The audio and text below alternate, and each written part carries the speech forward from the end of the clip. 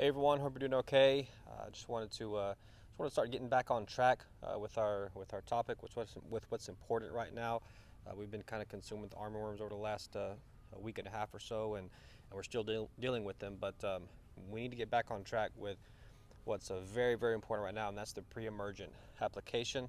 We need to start talking about that again, making sure that everybody's aware that you really need to get that done. Something that most people don't know.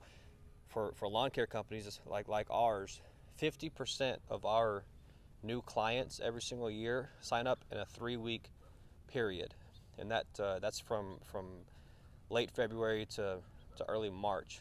It's a 3-week period. That's when we get over half of our new clients every single year, and the reason for that is that's the time frame that chaos ensues with weeds. That's whenever people are in a panic because weeds pop up seemingly overnight, and they just take over lawns, and it can get really bad. So the message that you have to understand, what you need to know, if we could go back and talk to all those people months prior to to signing up in that time frame, we would tell them that that right now, the fall, is when you need to start service on your lawn. If you've been thinking about it, putting it off, the fall is the time to do it.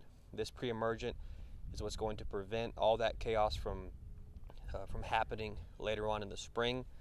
This is going to lay the good foundation for your lawn for the 2019 growing season. So let's get back on track. Start thinking about the pre-emergent. Make sure you get it out.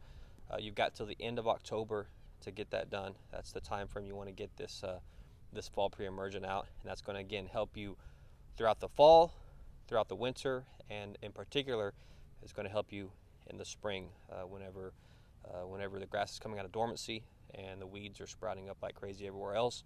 Your yard won't have them if you get a pre-emergent out right now. So get that done. Hope that helps. If you have any questions or need any help, let us know. Thanks.